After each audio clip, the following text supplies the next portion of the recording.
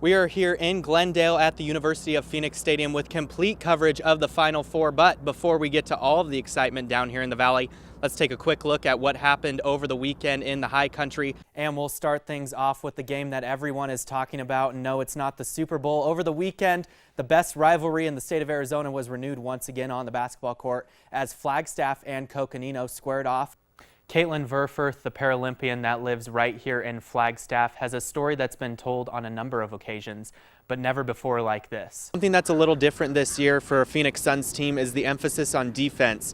Head coach Earl Watson is really pushing his guys this year to focus on defense and lock down on that side of the ball. And now to some football. Over the weekend, the NAU soccer team hit the road for their final two non-conference matchups of the season. We're here at the University of Phoenix Stadium where Oregon, Gonzaga, North Carolina, and South Carolina are all getting set for the Final Four and the semifinals tomorrow afternoon. Now today, in talking to the teams, Gonzaga was relaxed yet confident, while the other three teams had more of a serious demeanor. One thing's for sure, though, they're all ready to compete tomorrow. I agree with Austin in that he is a big cornerstone of this program, and he has been for the past 3 years. But I'm not so sure that NAU is going to miss him all that much. Jack Murphy has kind of brought together this young core this past year, and I think these freshmen that he's brought in can really grow and come together without Chris Yonku being there. It's April, and the road to the championship is ending right here in Glendale. The national semifinal games had it all: excitement, drama, disappointment. Lauren Hunt has been on top of it and has a look at how the first two games of the Final Four went down. You're a professional tennis player, you travel the world, and then you come back here and you coach high school tennis. I love it. I love it. NAU hosted the Montana Grizzlies on Saturday afternoon, and every time the Grizz are in town, things are always just a little more intense. Yeah, I'm going to have to go with Emmanuel Butler on the football team. 1,208 yards total receiving this year. He averaged 109 yards per game and scored 15 touchdowns this season. He's 6'3", 210 pounds, and he's got an NFL body and NFL talent. I can definitely see him playing at the next level. And now to the Phoenix Suns, who wrapped up their week in Flagstaff with a free scrimmage on Saturday in the Sky Dome. The Suns, who are coming off of a 23-win season just a year ago, look to be revitalized this year under first-year head coach Earl Watson. They were looking to reclaim their home turf, and running back David Quick, well, the name says it all. He gets the ball on the pitch, breaks a few tackles, and he's going to take this one to the house. Nobody can stop him. He had a game rushing for 4 touchdowns and 325 yards, and then later, Quick again, he's going to get the handoff up the middle and then cut it outside. And you know the rest. Now Moore Nakai, she puts on the shake and bake and drives down the lane for the deuce. It's the old vets putting on a show as Tyson Chandler gets the putback dunk here. And then later in transition, Chandler throws down the alley-oop. Later on in the first, Delshawn McClellan with the 10-yard reception. And he's pretty fired up after that one. That puts the Jacks up 14-3 early on. Then later, Jake Thomas doesn't just make plays on the defensive side of the ball. He catches touchdowns too. Andrews standing over the free kick. That wall is just going to open up perfectly for her as she buries this one right past the keeper's hands. In the end, Cactus unable to contain JJ as she is dropping dimes all over the court. She finds Begay cutting to the hoop for the easy layup. Panthers take this one by a final score of 52-41.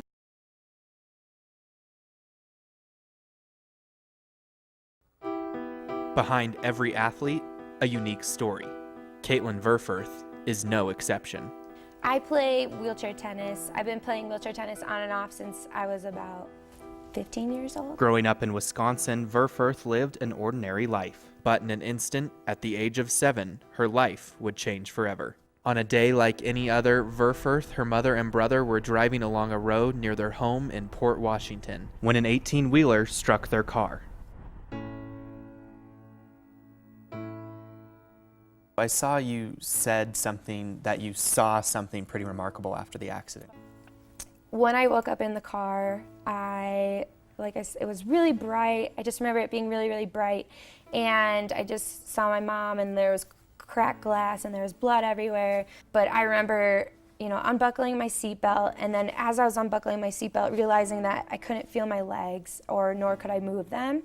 But I do remember seeing the Virgin Mary, and she was shining through the windshield, and she had told me that everything was going to be okay, and that I needed to go back, and I couldn't go with her, but everything was going to be fine, but I needed to stay where I was at because for some reason she's like, it's not your time. Maybe that wasn't the wording, I can't recall, at this moment, but there was just a sense of that everything was going to be okay. There was a warmth sense inside that everything was going to be okay, and that I needed to stay here. Like it wasn't time. Yeah. And that was pretty amazing. Verfurth would suffer from a severe spinal cord injury, paralyzing her from the waist down. Her doctors saying she would never walk again.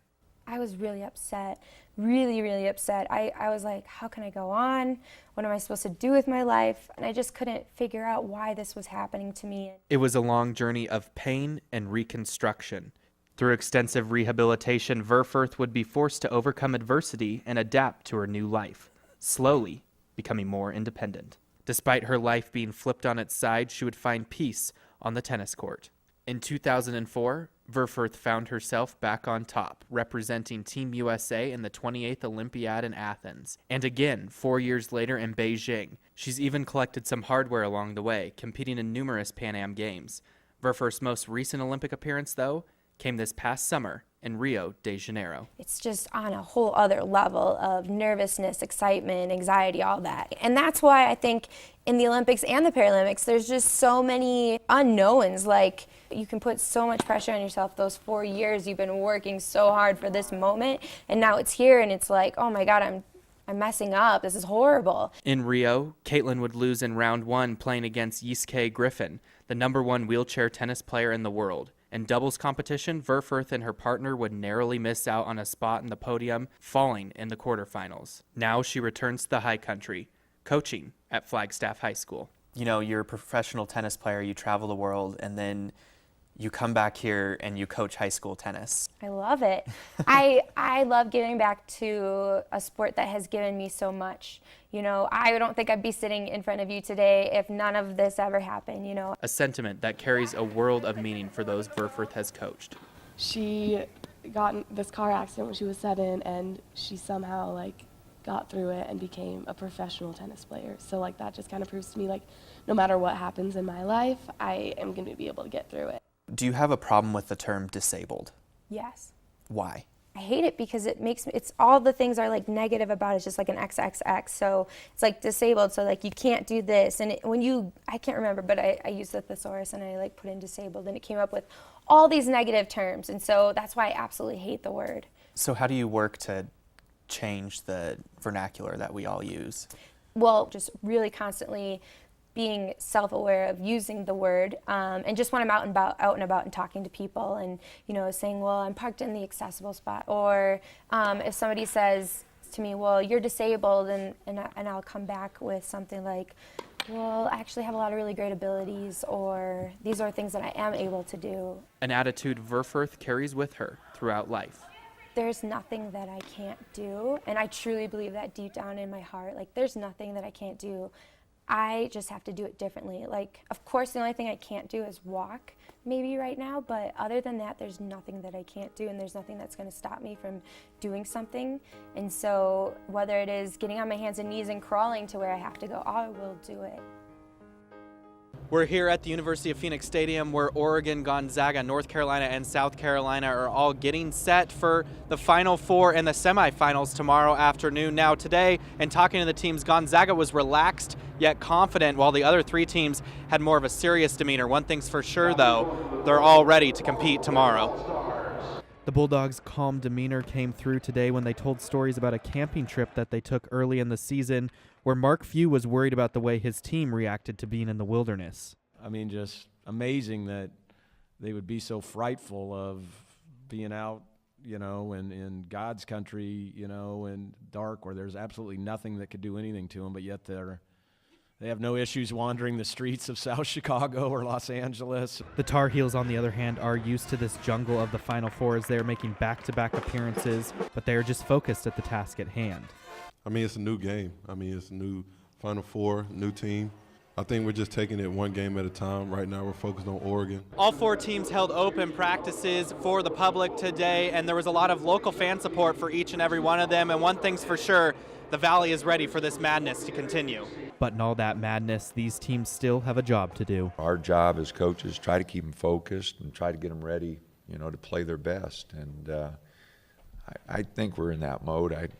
Like you said, I like the way attacked the film sessions. I like the way we attacked practice yesterday. Even the Cinderella of the tournament feels that they belong here and are focused, even if the rest of the country has already counted them out. You know, nobody believed that we would be here, and the fact that we're here and we're playing, you know, is just a great feeling.